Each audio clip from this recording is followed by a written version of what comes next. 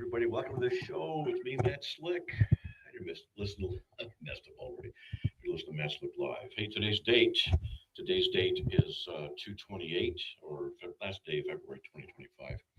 So if you want to give me a call, all you got to do is dial 877-207-2276. I want to hear from you. Give me a call, and we will blab. We'll get through it. And if you want to email me, you can do that as well. All you have to do is direct an email to, to info@carm.org. Info@carm.org. And you can put the subject line radio comment, radio question, and hopefully that'll work out fine. It'll be good. We can get to them. Usually get them to them on Fridays, things like that. So, all right.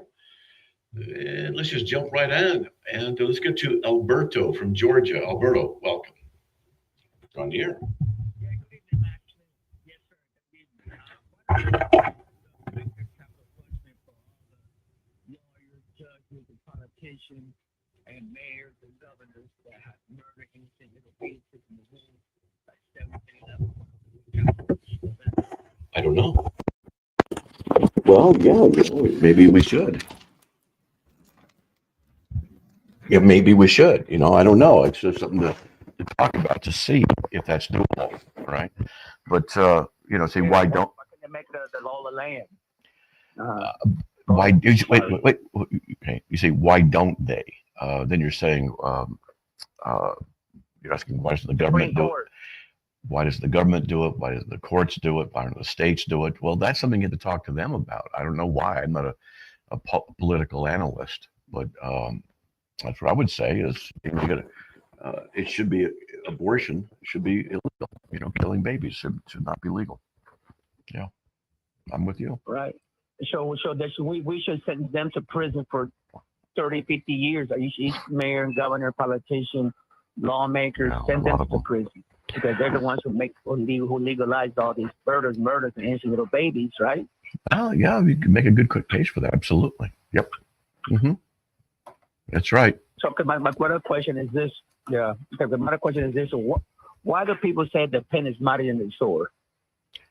It's an expression of training people and getting them to think and to learn. And so what is written often is more powerful than fighting. That's what the point is. Oh, I always thought that I always thought that the sword gave the power to the pen. That's why the pen is more modern than the sword because it wasn't for soldiers and military guys that fought in the war. No. The president when he signs the signature, whatever, to pass the law, whatever. If it wasn't for the sword, the pen wouldn't have that power. No, it was modern than the sword. That's what I always thought. No, it has to do with the idea. Oh, that's not that. Yeah, with ideas and things like that. Okay, that's what's going on with it. All right, no big deal. All right. Okay. Thank you, sir. God bless you. Keep it a great word, Matt Slick. All right, man. Well, God bless. Thanks a lot. Okay. All right. That was Alberta from Georgia. And now let's get to Spencer from North Carolina. Spencer, welcome. You're on the air. Yes. I'm calling because I'm confused on which Bible that I should turn to study. I remember once on one of your live shows, you talked about the King James Version, how there's some verses in there that aren't correct because of the translation from the Greek to Latin. Mm-hmm. So what version of the Bible should I study? The ESV or the New Revised King James? I'm curious. What I would recommend. What your advice on that would be? What I'd recommend is you get 3 Bibles. You get the NASB, the ESV, and then a third Bible that you think is just useful. You can get the NIV, you can get the New King James, things like that. So there's options there. The NASB is intended to be literal, and that's the one I've been using for decades, and that's what I love, the NASB 95, and I don't like the these and thous because we don't say these and thous when you go out witnessing to people. You don't talk like that. So why use the King James for that? It doesn't make any sense. And the ESV is pretty good. A lot of people like it, but I'm kind of anal in that I judge all Bibles by Romans 5:18. I want to know what they do with Romans 5:18. And only the NESB gets it right. The other translations, well, not only, a couple other translations get it right, but the ESV weakens it. And it's a critical verse because it tells me what methodology they're using for translation. And the ESV is very good Bible, but I preach out and teach out of the NASB 95. That's just my opinion. Okay. All right. Okay. And what was that verse again? Romans 5:18. Because you say it's yeah. What it says in the Greek literally is through one transgression, condemnation to all men. So also through one act of righteousness, justification of life to all men. That's what the literal Greek says. There's no verb there. Well, what it actually is saying is through one transgression, and then there's just a verb place. We had to put a verb in there. Okay, through one transgression, condemnation to all. Well, there resulted condemnation to everybody because Romans 5:19, the next verse says, through one transgression, the many were made sinners. Through his sin, Adam's sin, the many were made. Aorist passive indicative, in that they were made sinners. So Romans 5:18 and 19 go together, and Romans 5:18 says, as through one transgression, condemnation to all. The right verb is it resulted in condemnation to all. But the next part of the verse is what's difficult because it says, through one act of righteousness, that's Jesus' sacrifice. Then you have the verb place again, and it says, justification of life to all. Well, justification is salvation. So the second part of Romans 5:18 is a reflection of the first part of Romans 5:18. Sentence A, sentence B, joined by conjunction in that verse. And so the translators look at sentence B and then interpret the verse in light of sentence B, not in sentence A. And because they don't understand what God is doing in the text. And so they make a mistake and they put in their interpretation in the translation. That's what the ESV and the NIV do. And I just reject that. So I use the NASB because it gets it right. And then through that proper translation, we learn other theology that you won't get if you don't really study hard. Okay. All right. That makes sense. I got an article on it. So you're saying that okay, great. I'll look that up. So I want to make sure I'm hearing this right. Is it NESB as in boy or V as in Victor? New American Standard Bible. NASB. Okay, I'm sorry. That's all right. NASB. I'm sorry. They have a 2020 version and they have a 1995, and either one's good. I use the 95 just because that's what I've been using for a long time. Have things memorized out of that. So, and that's either one's good. And the ESV is good. And then you say the New King James.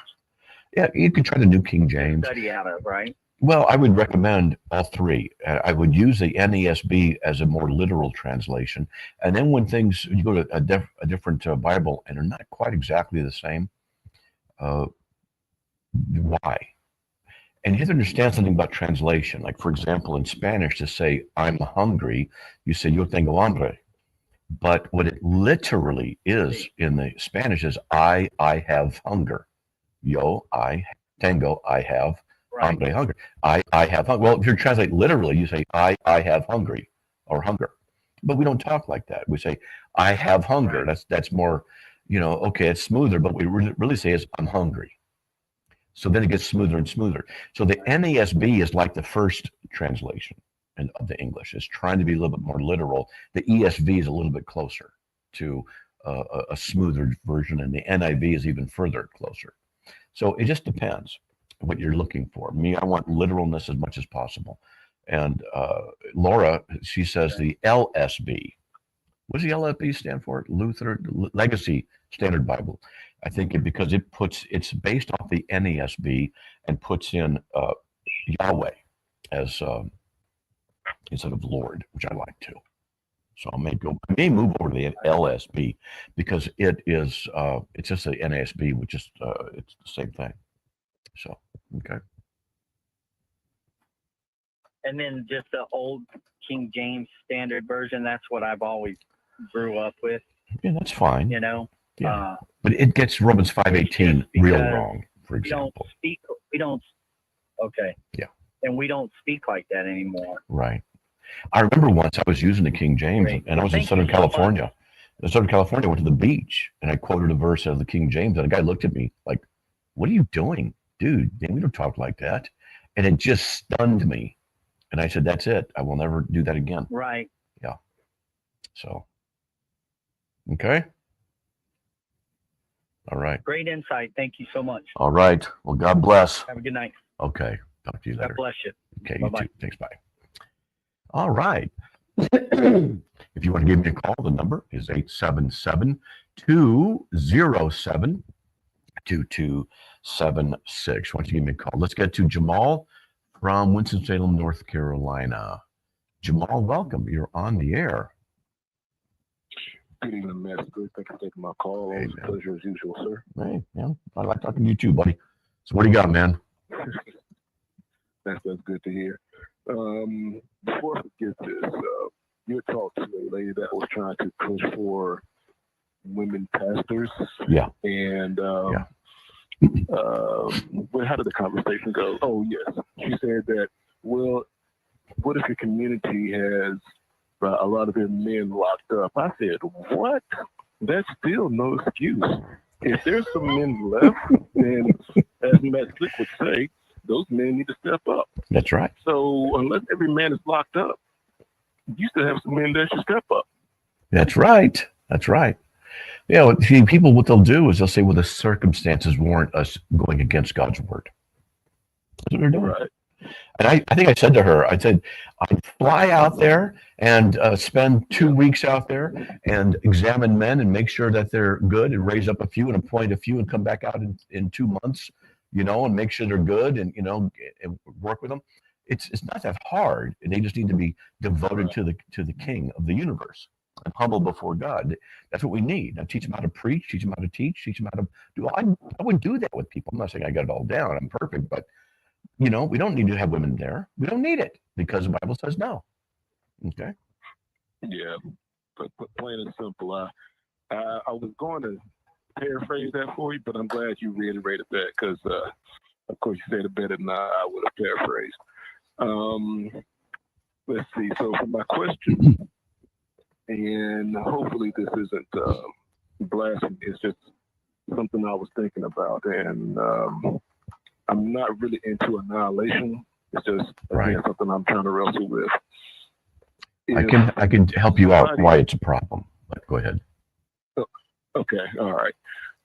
If somebody is sent to hell, and it is said that they burn forever, Yes, all eternity. yes, that's correct. How do we? Hold on, buddy. We got a break. Hold on. There's the music. Okay. Yeah. Hold on. We'll get back to it right after because it's going to be some good discussion here. All right. So we'll be right back, brother. All right. All right. Hey, folks, hold on. And we'll be back to Jamal a little bit. If you want to give me a call, the number is 877-207-2276. We'll be right back.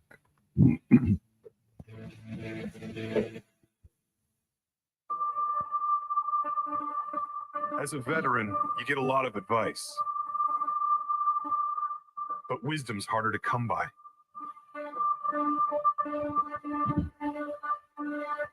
A lot of people imagine themselves in our shoes without understanding the weight on our shoulders. The truth is, you can understand the pressure of finding your own way after serving in the military. But few isn't none. You've got support. You can't control the chaos, but you can chart your way through it. Steady yourself. Take a breath. You're not alone. Learn more at maketheconnection.net. Do you rejoice with the angels or pout with the prophet when people come to know Christ and turn back to God? True Commentary with Stu Epperson, author of the book, Last Words of Jesus.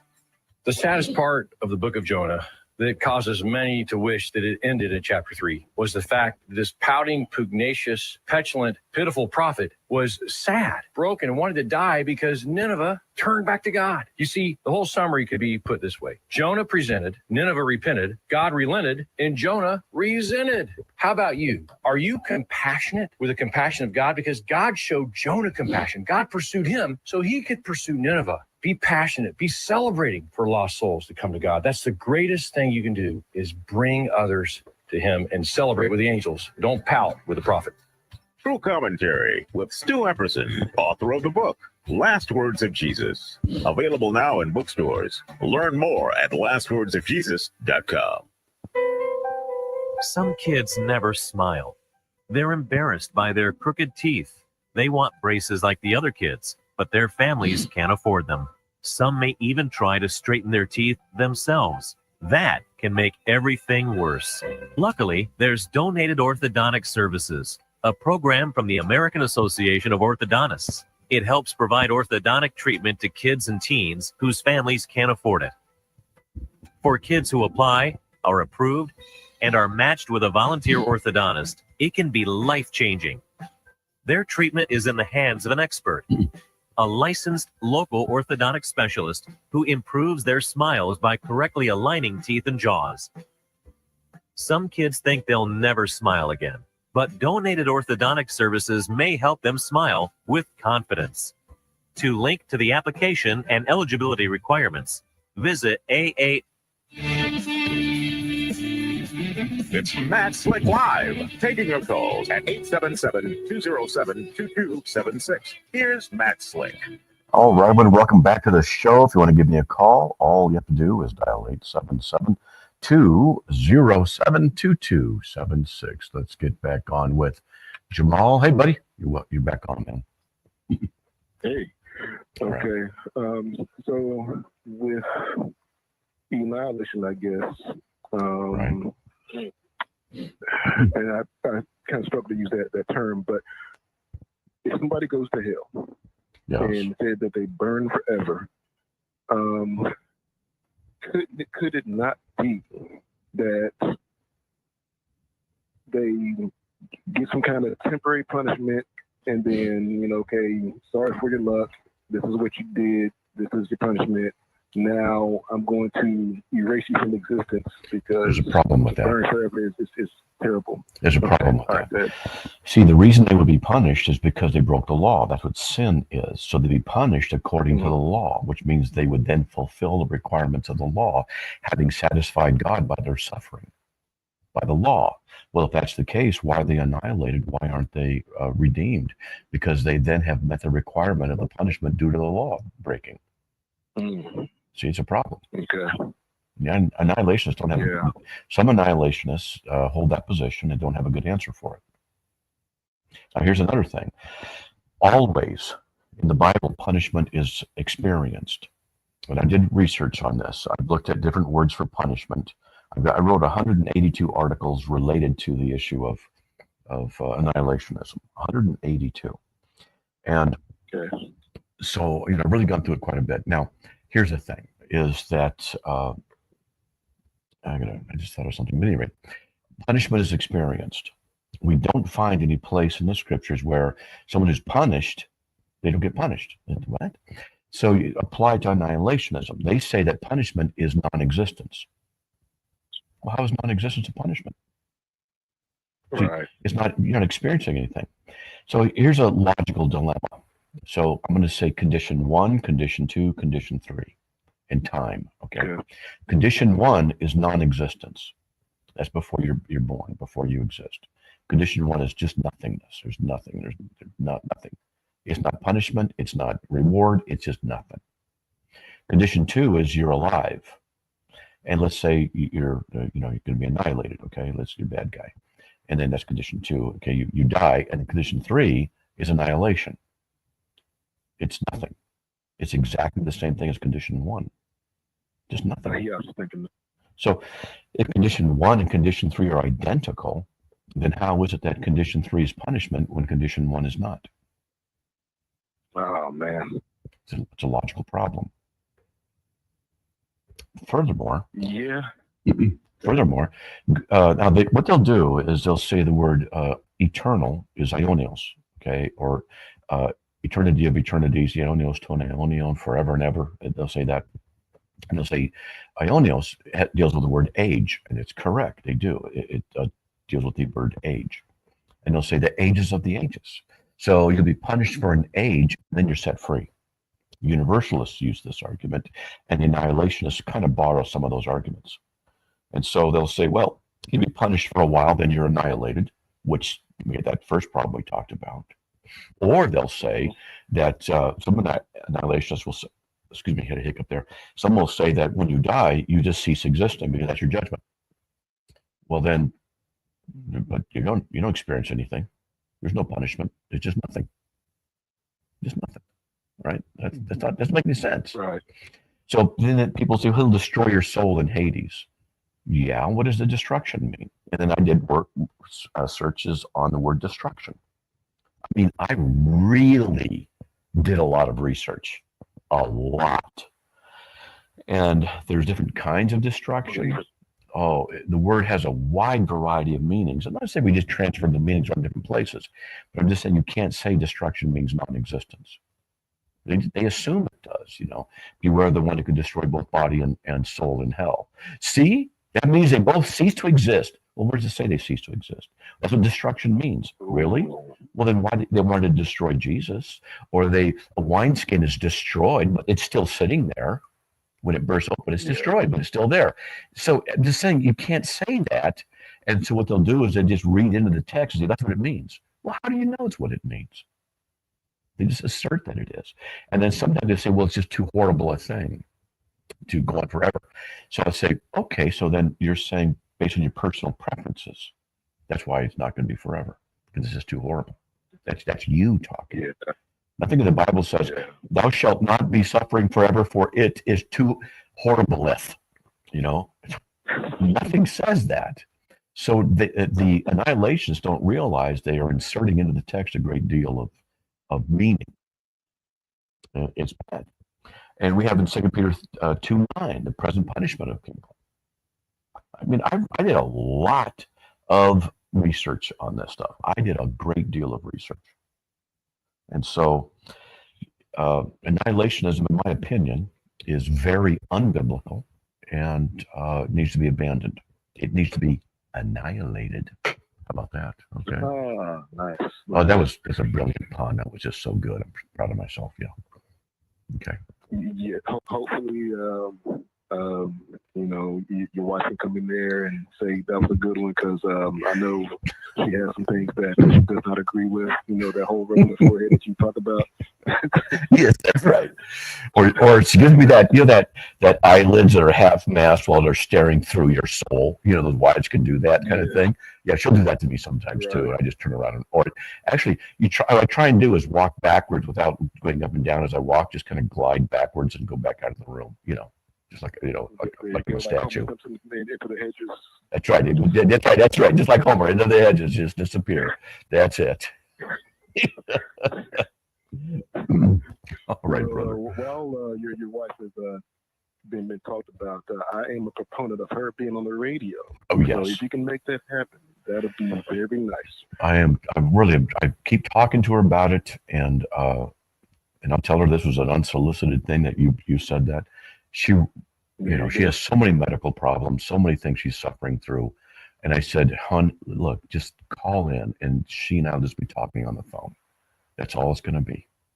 And she's so, she's terrified of public speaking. I love public speaking because we're opposites. But I can just talking. It's whatever. So, and she has a good radio voice. See, I have a face for radio, but she has a face for TV. She's good looking.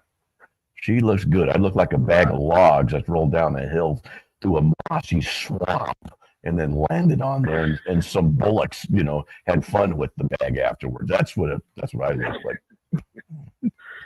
I hear you. It's not that bad, I'm sure. But I see we're up against the clock here. All right. If I shout out a few Bible studies and churches? Hey, man, go for it, buddy. All right, good deal. We'll start off with Center Grove Church out in Clemens, North Carolina. Also, Pinedale Church in Winston-Salem. What's another one? Forgive me if I forget one, guys. But another one that I'm thinking about, or a couple I'm thinking about, Roy and Kathy Morgan. Love y'all and appreciate knowing y'all. And as always, Stu Epperson and shouting out Matt Slick. Oh, yeah, I knew I forgot something. I've now become a monthly supporter. So, Oh, man, you're awesome, buddy. But there's the music, man. Oh, God bless. God bless Jamal. Appreciate it. All right. Hey, folks, be right back after these messages. So please stay tuned.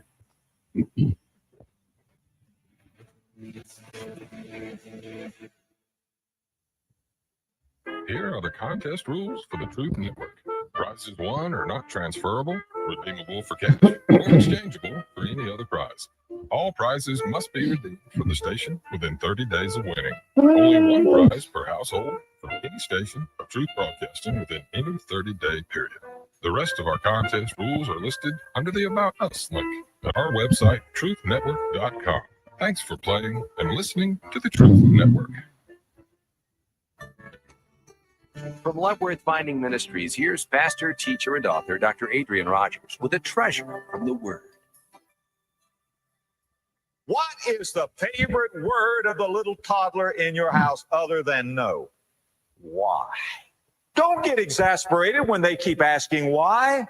That's a God-given instinct. They are a little intellectual sponge. Listen to what God's word says in Isaiah chapter 28, verses 9 and 10. To whom shall he, that is God, speak knowledge? And whom shall he make to understand doctrine? Listen, them that are weaned from the milk and drawn from the breasts. Did you hear what God says? God said, give me a child, and I'll teach that child doctrine. And how is he going to do it? Well, he goes on to tell us in verse 10, for precept must be upon precept, line upon line, here a little, there a little. Oh, friend, listen, you train a child just with a tidbit here, a tidbit there, a tidbit here, and the child is listening, absorbing, absorbing, absorbing. What a wonderful time to teach when we have these little children. For more about Loveworth Finding and Adrian Rogers, visit our website at lwf.org. Do you rejoice with the angels or pout with the prophet when people come to know Christ and turn back to God? True Commentary with Stu Epperson, author of the book, Last Words of Jesus. The saddest part of the book of Jonah that causes many to wish that it ended in chapter 3 was the fact that this pouting, pugnacious, petulant, pitiful prophet was sad, broken, and wanted to die because Nineveh turned back to God. You see, the whole summary could be put this way. Jonah presented, Nineveh repented, God relented, and Jonah resented. How about you? Are you compassionate with the compassion of God? Because God showed Jonah compassion. God pursued him so he could pursue Nineveh. Be passionate. Be celebrating for lost souls to come to God. That's the greatest thing you can do, is bring others to him and celebrate with the angels. Don't pout with the prophet. True Commentary with Stu Epperson, author of the book, Last Words of Jesus. Available now in bookstores. Learn more at Last Words. It's Matt Slick Live, taking your calls at 877-207-2276. Here's Matt Slick. All right, everyone, welcome back to the show. It's bottom of the hour. If you want to give me a call, the number is easy, 877-207-2276. Let's get on the air with, next longest waiting is Jim from Virginia. Jim, welcome. You're on the air, man. Hello? Are you there? Hello? Yes. There you go. So what do you got, man? This is Virginia. Okay. When you was talking about the translation, Yes. are you there? Yes, I'm here. I hear you. Okay. Have you ever read anything about the different translations? Like it says here's the most provocative pamphlet written on Bible versions. No, I've not read that. I have looked into a lot of this because like when it says things like the virgin birth or the deity, the redemption thing, it's changed. What changed? For example, what verse? What verse would you? Okay, I'll give you an example. Like I say, a young virgin will bear a child, it'll change to a maiden. Okay. I listened to you the other day. You were talking to this guy.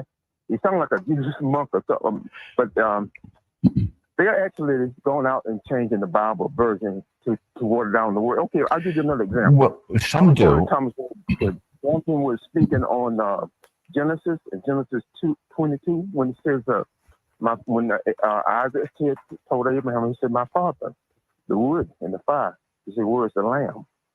Well, the King James says God will provide himself a lamb. And the new version say it will provide a lamb. That's just like any other religion trying to do something. It has to be the Lamb of God to take away the sin that's provided. Look into the different versions. Okay, hold on. Do you have a question? Okay, yeah, I have a question. Okay. The pamphlet, when you were talking, I wanted to see, have you ever looked into the different versions to see the word being watered down, the virgin birth? Okay, so hold on. And Hold on. Okay. Yes, I have heard that there are people who say that modern translations water down the word. Yes, I am familiar with that. Mm-hmm. Okay, so all right. Well, then I don't buy into it. Yeah, I don't buy into it. Okay. And well, I have looked into it. I see the difference. But hold on. Hold on a second. Okay, hold on. ahead. All right. Yes. So when things are written, let me give you an example of something, how it works in history. Generally, I'll give you an example. Okay, hold on. You need to slow down. Let me get a word in edgewise, okay? All right? Are you there? Are you there? Okay, I guess he's not there. We'll move on. All right, let's get to Richard from Ohio. Hey, Richard, welcome. You're on the air. Hey, how you doing? Doing all right, man. Hanging in there, buddy. What do you got? I've got this question. It's been bothering me for a long time. It's basically about Noah and his family. It says when Noah got drunk and his sons came, one of the sons came in, Ham came in and saw him drunk and went and told everybody. Who did he go and tell? If they were the only people on the planet at the time after the flood. Well, it says, and Ham saw him and told the family members. Oh, so with his family he went and told, okay, because the way when I read it, it made it seem like he went and told the bar, the homies at the club. And no, it says in Genesis 9:22, Ham, the father of Canaan, saw the nakedness of his father and told his two brothers outside. That's what it says. He told his two brothers. Okay, yeah. That's right. And Shem and Japheth took a garment, laid it upon their shoulders, and walked backward and covered the nakedness of their father, and their faces were turned away, so they did not see their nakedness. Father's nakedness. Okay. Okay. All right. Thank you very much, sir. All right, man. Well, God bless. Okay. All right. All right. All right. Hey, folks, look, we got nobody waiting right now. If you want to give me a call, the number is 877-207-2276. Now, I wanted to finish up with that one caller, the idea of what was going on with this idea that modern translations water down the scriptures. Not the case. Now, let me give you an example of something, how things work, so you go, oh, I'm getting it. So let's say the Gospel of John is written by John, and there's the original copy. There it is. It's perfect. It's going to be copied. So they copy the Gospel of John, whoever it is copies it, and say make 5 copies, and they send them out in different directions so that the churches can have these copies and they can be taught out of them. All right, good. So let's say one of these copies ends up at a certain location, and it's kept at this location for, let's say, 300 years or 100 years, 150 years. Okay, it doesn't matter. So just say 100 years. It's easy to number. It's kept there for 100 years, and they use it a lot. And it's getting a little bit fragmented, it's a little bit worn out. Okay, well, they make another copy. Well, let's just say that what they do, they copy not a whole scroll, but page by page. Let's say that the guy copying it made a mistake, and they catch the mistake. And then what they do is they write in the margin, they might write a little something in the margin. This is a little correction thing. And so they use that as a teaching aid, but not as an equivalent of the pureness of the original writing. But they'll say it's a copy, but it has a little error. They don't have backspace on a computer like we do. They had to scratch it out or make a marginal note. Well, the more copies are used this way, the more marginal notes can be there. Let's say someone writes a marginal note about something and makes a commentary, a little something in there, just a couple of words, three words or something like that. Jesus is God, let's just say it. Or they add something in as a commentary and a note that he's making for something teaching later on, or some note. Well, this manuscript gets put away and is forgotten and later is discovered. And then someone says, oh, look at this marginal note. It belongs inside the text. So they include it in the text instead of not realizing that it didn't belong in the original text. So they might have a clarification like Jesus is God. You know, no marginal text says that exactly like that, but I'm just using this as an example. And so they put in, when none of the translations comes up, the copying, they include the marginal note in the text. So the idea here is that the longer this goes on, the more the possibility is of an occasional something being added in. So we might have a 5th century or 7th or 8th century document that might have a couple additional things in the margins that got included. So the King James was translated with basically 5th, 6th, 7th century documents. That means it had 500 years, roughly 400 years to 500 years for marginal notes kind of thing to be crept in. Well, the modern translations use older manuscripts, and the older the manuscript is, the general rule is, the better it is. So an older manuscript won't have some of the things that were added. It's not like a whole bunch, it's just a few things, and that might have crept into the text. And so the King James is translated with documents that are old, that are newer, where the modern translations are translated with things that are way earlier, hundreds of years earlier. So they're going back to the original text, with some of these marginal notes are removed. And so the King James people or adherents will say, hey, you see, the modern translations take things out of the Bible, and they don't understand this is the reason, this is the problem that they have to begin with. Okay, I hope that made sense. It's kind of hard to explain it, but it's a simplified version of what's going on and why they do that. So the general rule is that the older the manuscript, the more accurate it's going to be. But don't think that the New Testament, for example, is all corrupted and all these additions everywhere. That's not like that. It's only a very few places where there's any discussion or debate about various issues. So the ending of Mark is one of them. The Comma Johanneum in 1 John 5:7. These three to bear witness, the Father, Son, Holy Spirit, these three are one. That's not found in some of the oldest manuscripts. Some think it's a marginal note. And so it might be included in the King James, but it's not in the, let me get to it. In fact, in the King James, I'll show it to you. I'll read it to you. 1 John 5:7. There are three that bear witness, record in heaven, the Father and the Word and the Holy Ghost, and these three are one. Well, that's might have been a marginal note that someone added in, and then it became part of the King James corpus. But the older translators, or the modern translations that use older manuscripts, don't have that in there. And so they will omit that because it's not found in some of the older ones. That's all. A few late manuscripts add, here's my note in NASB 95. A few late manuscripts add in heaven and the Father, Word, what I just read to you. So the later manuscripts are not as reliable as the early manuscripts. So it might be like the later manuscripts, the reliability is like 99.5% accurate, where the older manuscripts, when you have everything, is like 99.7% accurate. It's just a nuance of even better. And that's the kind of thing that's going on. Hey, folks, there's the music. We'll be back after the break. If you want to give me a call, the number's 877-207-2276. Be right back. Please stay tuned.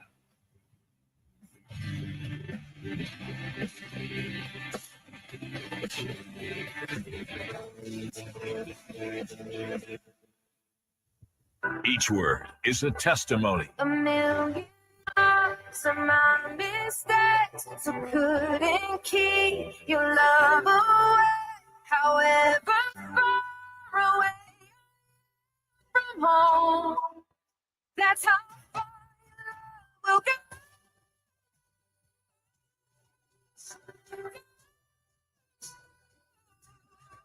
And his word is always true on the Truth Network.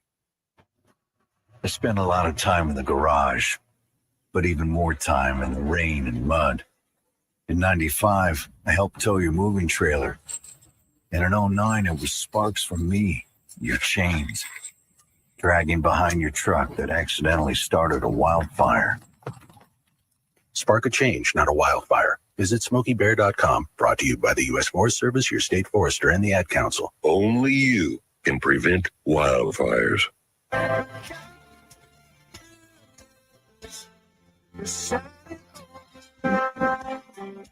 1 Corinthians 13:7 states, love never gives up, never loses faith, is always hopeful, and endures through every circumstance. God died so he can give you the ability to face situations with hope and endurance.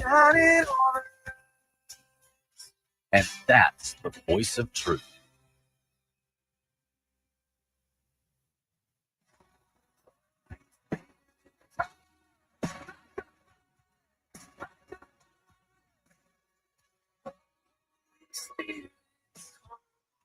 May the God of hope fill you with all joy and peace as you trust in him, so that you may overflow with hope by the power of the Holy Spirit. Because the Lord is the Spirit, and where the Spirit of the Lord is, there is freedom. And that is the voice of truth.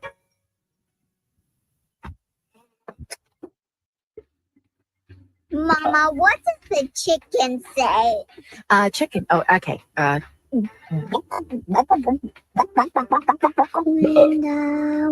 Oh, a wolf. What about the tiny dog? Cat. Owl. Dolphin. What does the turkey say? Whale. No, whale sound. Do the giraffe. Giraffe, really? Okay. Giraffe. Giraffe. You're not going to get it all right. Just make sure you nail the big stuff, like making sure your kids are buckled correctly in the right seat for their age and size. Get it right. Visit NHTSA.gov.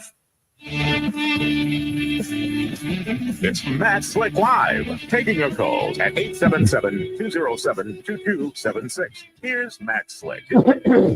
All right, everyone, welcome back to the end of, well, not the end of, but the last segment of the hour. If you want to give me a call, the number is 877-207-2276. Herb, you are on the air. Hey, Matt. How you doing, buddy? Hanging in there. How are you? I'm all right. Good. So what do you got? I understand. I just want to ask you a quick question. Many years ago, my mom gave me a Bible called the Living Bible. Yes. And I had heard in past years that the gentleman who wrote that Bible went deaf. And there was some talk that because he reworded some, how the Bible was actually written, that some people think that may have caused him to go deaf. Have you ever heard of that? Or what's your feeling on the Living Bible? No, I wouldn't say that. The Living Bible is just a paraphrase. It's not a direct translation. It's just something that a guy did to make it more understandable for his children. And I did the same thing when I would have my children at the dinner table. We'd go through stuff, and I'd read, glance ahead as I'm reading and rephrase it so that they could understand it. There's nothing wrong with that. All right? Yeah. So I don't believe he went deaf because of something like that. No. Okay. That's what I was believing and thinking too, because I'm thankful that the gentleman did do that, because it makes it easier for reading too for me. Because I loved it. My mom gave it to me as a present, and I thought I'm gonna ask Matt about that. It bothered me for a while, and I heard y'all talking about different Bible versions today. Right. As always, thank you so much. Yeah, sure. And, it's okay as long as you know it's a paraphrase. Just get a couple, 3 different Bibles and go for it. Okay. Not a big deal. Okay, buddy. All right. All right. Thank you, Matt. Have a good weekend, and God bless. You too, man. Thanks a lot. God bless. All right. So now let's get to Jim from North Carolina. Jim, welcome. You're on the air. Thanks, Matt. I've got a question. This may not even be a biblical question, but it's sort of. I just like your opinion. But anyway, it has to do with the soul. And I was thinking about if you, the female, at conception, right, and then she goes, say, 6 months and has a miscarriage. And was that soul created already? When is the soul created? Do you know? Or do you have an idea, or is it anywhere in the Bible? So the Bible doesn't tell us when a soul comes into existence, but the implication certainly seems to be at conception. Elizabeth and Mary, when they got together, John the Baptist in the womb of Elizabeth leapt, moved with the presence of the Lord there in the womb. So there's something going on in there. So one view is called creationism, in that sense that God just simply creates the soul sometime in the womb, generally at conception, and it's a direct hand of God. And then there's another view called traducianism, and that's the idea that the soul is generated by the fertilization of the egg. There it is. It's a natural process. So those are the two views: creationism, or creation of the soul in that context, and traducianism. But we don't know. The Bible doesn't tell us. My following question to that is, since the birth, I mean, there's not a birth, but there's a soul. Does that soul go to heaven? I would say so. Yes, I would say that they do. Yep. Can't prove it. That was my main question. Yeah, I can't prove they do or don't, but I believe that all the babies that die just go to heaven. I'm hoping that's true. If someone would say defend it, I'd say I really can't. It's just the position I hold to. I hope it's right. Okay. Okay. All right. Well, thank you very much. You're welcome very much. Well, God bless. Okay. All right. You too. All right. Thank you. Now let's get to Greg from Ohio. Hey, Greg, welcome. You're on the air. Hey, how's it going? It's going, man. It's going. Doing radio on this Good. Lovely Friday. I hope you had a chance to see the sunset tonight. It was beautiful. Well, I'm in Idaho. All right. Well, you haven't seen it yet. I haven't seen it yet. In Ohio, it was beautiful. Well, good. Okay, good.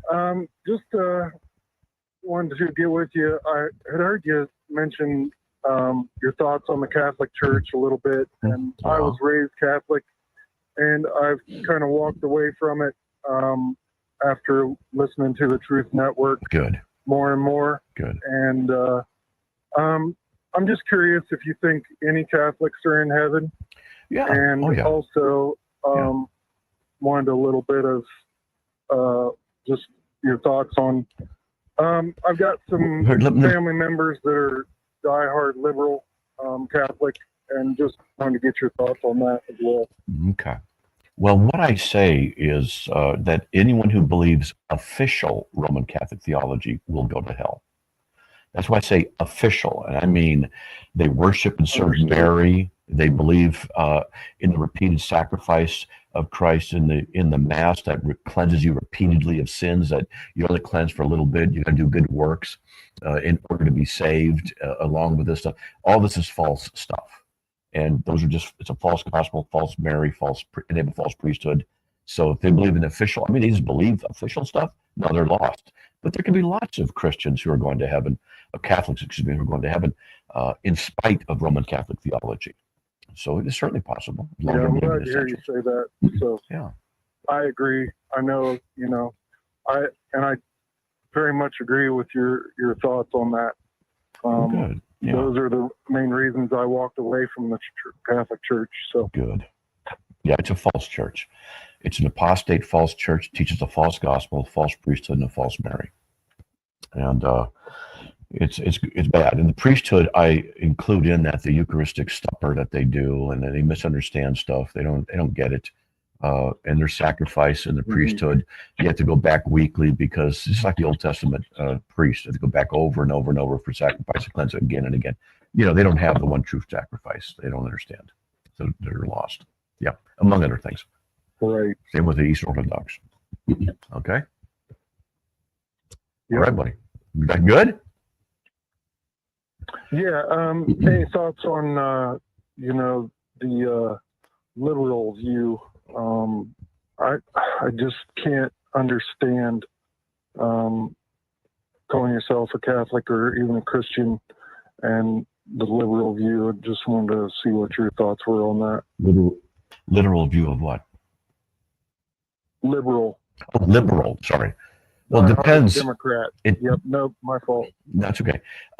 If they're, I don't understand how a true Christian could be a Democrat. I'm serious, because the Democratic Party is pro-slavery, pro-homosexual, pro-abortion. I mean, how can you be a Christian and belong to that? I just don't get it. So yeah, I'm trying to figure it out myself, and I don't get it either. Yeah, it's bad.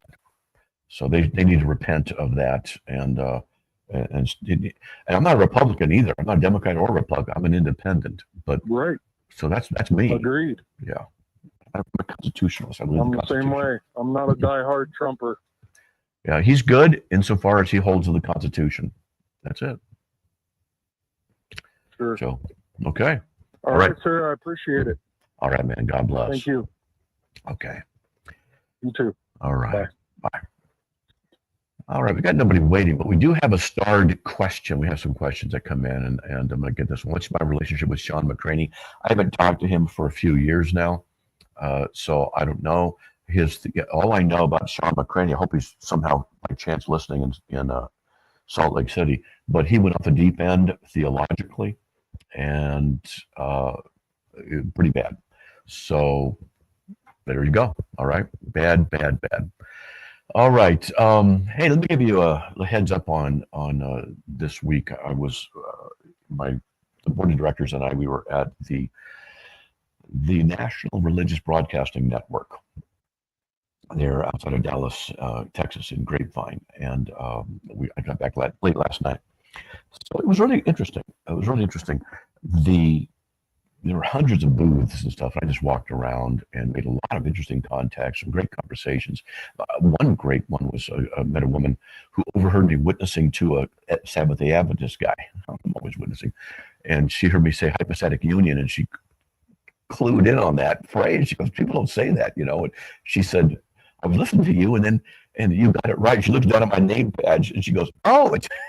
Now I know why. She goes, I know who you are. And so that was fun. And we changed phone numbers and stuff. And so she's got some great information. We hope to be interviewing her on some stuff. There was a lot of good stuff. A lot of good people there. And there was some wackos there. One guy had this big thing on a chart. Jesus is coming back in 6 years. That's it. It's coming back in 6 years. So he'll be back here in 2032. That's just how it is. Okay. And we got talking, and real quickly, I said to him, I said, well, part of our conversation, I said, in Matthew 22 through 32, Jesus says Satan was already bound. And he says, no, he didn't. I don't accept that. I said, but let's take a look. He said he had to cast out demons. In order to do that, the strong man, talking about Satan, has to be bound in order for him to cast out demons. He was doing it, so he's bound. He goes, I don't accept it. And he walked off. It was really interesting.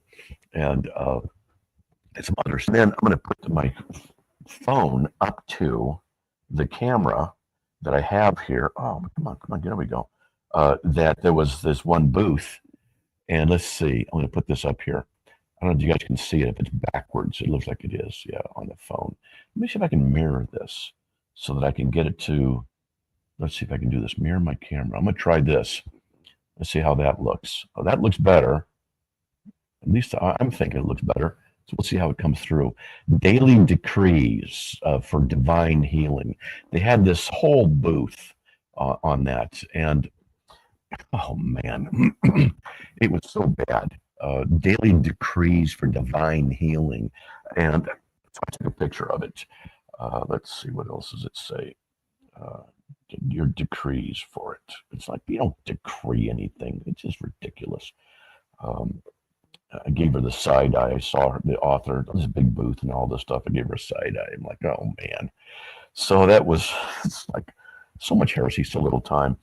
And there was a Seventh-day Adventist guy there. He didn't know how to answer certain theological questions. And that happens. To a guy that his ministry is reaching out to the youth on campuses. Awesome. It was great. Living Waters was there, and they know who I am, and met me down there before. Great guys. We got talking for a while. That was great. And the crew from Truth Network was down there. They had a really nice booth set up. That was great. We had a lot of good stuff. It was great. It's expensive doing that, I'll tell you, but we made some good connections. And we don't do it for making money. We do it for connections, get Carm out there, learn, cross-pollinate. Those kind of things are always good. And we had a great time. So it was Dave and Charlie and myself. We went there. We all shared a room and had to rent a car. And it was great weather down there in Dallas. I really enjoyed it. Had a good time. The food was good and fellowship was good. And we had a lot of good stuff going on there. So hopefully, and here's one of the things I want to do. We're going to get this set up later, but I want to start doing some video interviews, not just radio, but on video, where we actually have somebody on for an hour and we just go through and I ask them questions and I interview that person on that particular topic. And we're going to have a bunch of them. We're going to do it once a week, have an evening interview thing set up. That's what we want to do. So, hey, there you go. All right, there's the music. Another time. May the Lord bless you. I just want to let you know that we stay on the air by your support. Please consider supporting us. All you got to do is go to carm.org/donate. We do need that help. And may the Lord bless you. Have a great weekend. And by His grace, excuse me, by His grace, we're back on the air on Monday. We'll talk to you then. God bless everyone.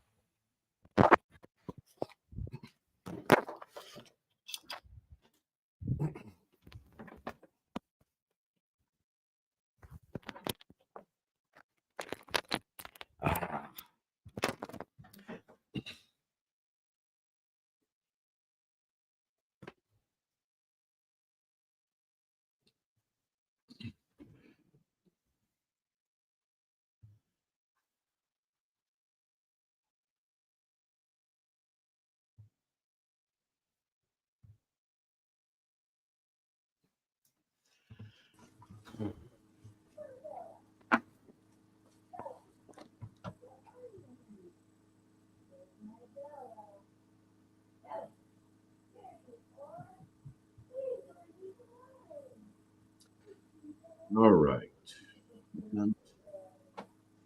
There. You guys hear me okay? I can hear you. How's you got good. You got All me? right. Okay. Good. Whew.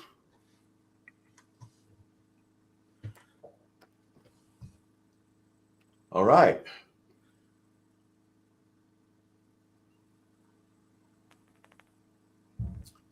All right. Let's see. Love to hear Anik on the radio. Yeah. Yeah, she would reach a lot of people. All right.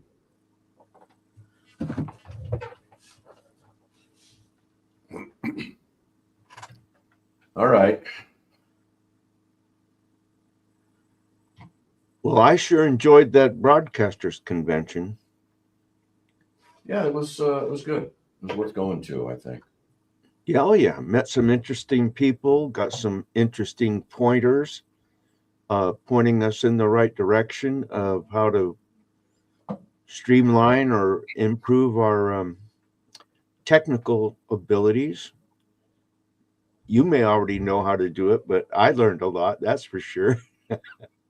And we met some wonderful people that are very much behind our ministry and just super nice people.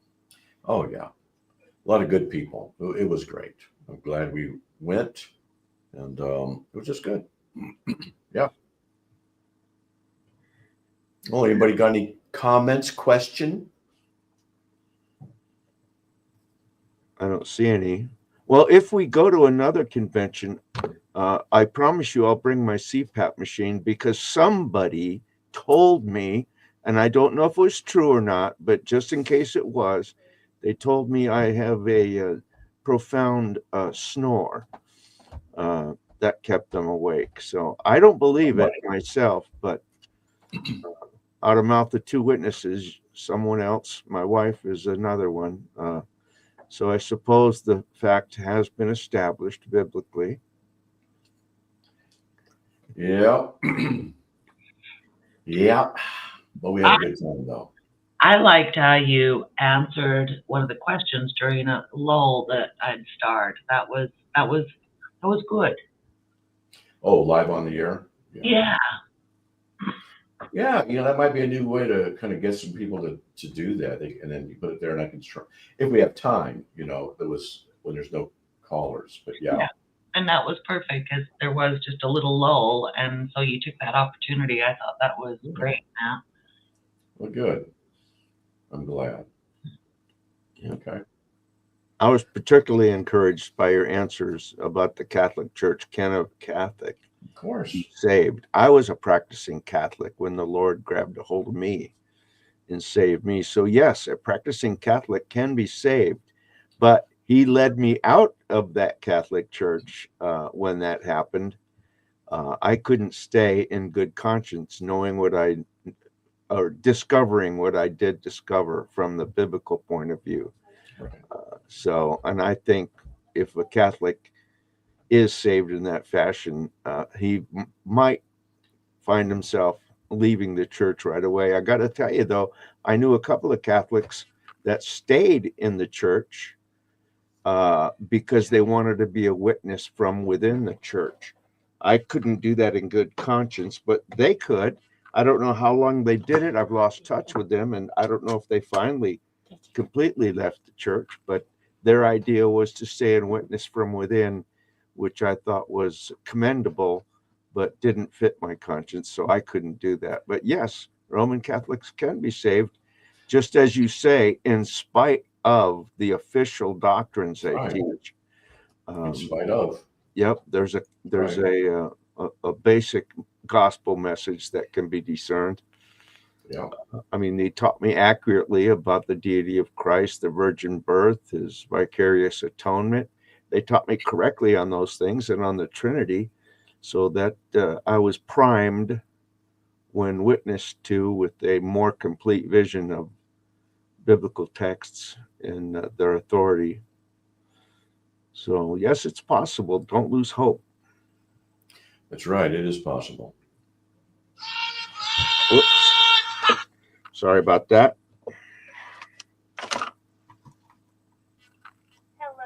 All right.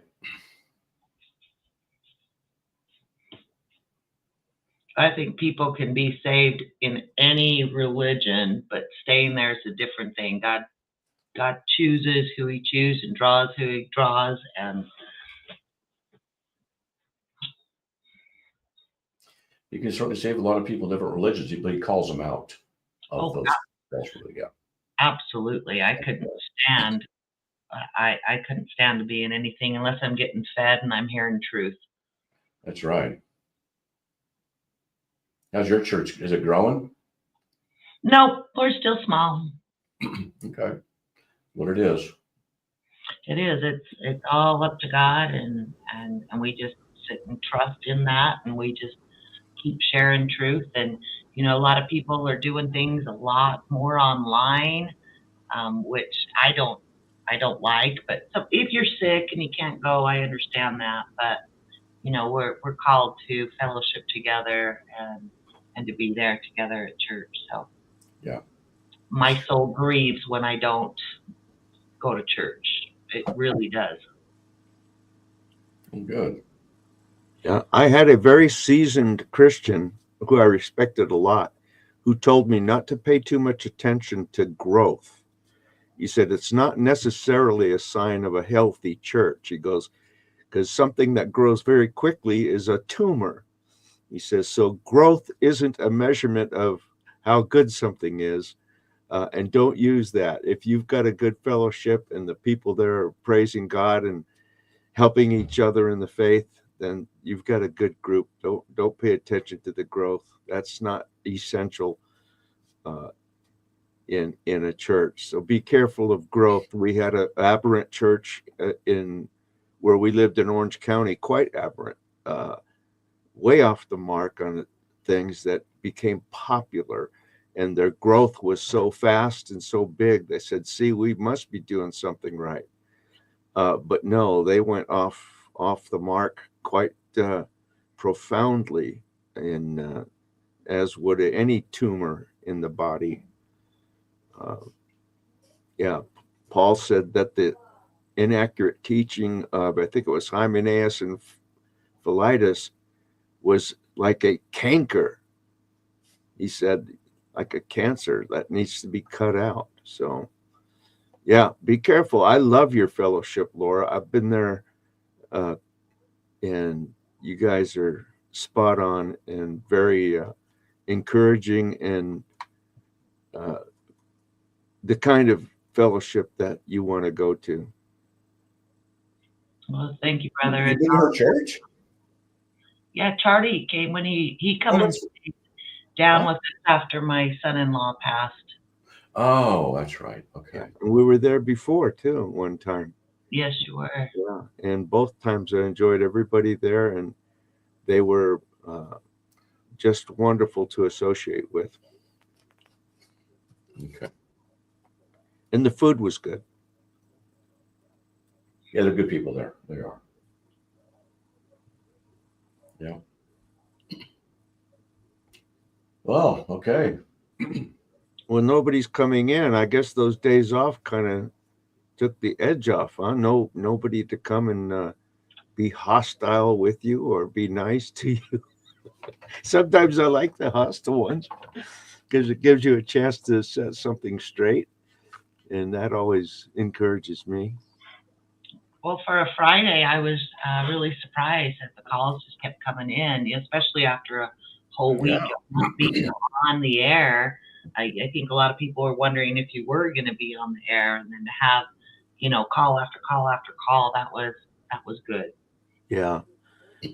I'm praying that some of the people we met at the convention will not be shy to join us sometime, either in the live question and answer of the show or here in the after show, where I think we can fellowship and even tackle more issues in a more relaxed way without the time constraints of the live show and commercials and whatnot. So Yeah, I hope they don't make themselves strangers and they do join us, because near the end of the show, I'll always post that link for people to come on in. And so look for it as the top of the hour gets near, you guys.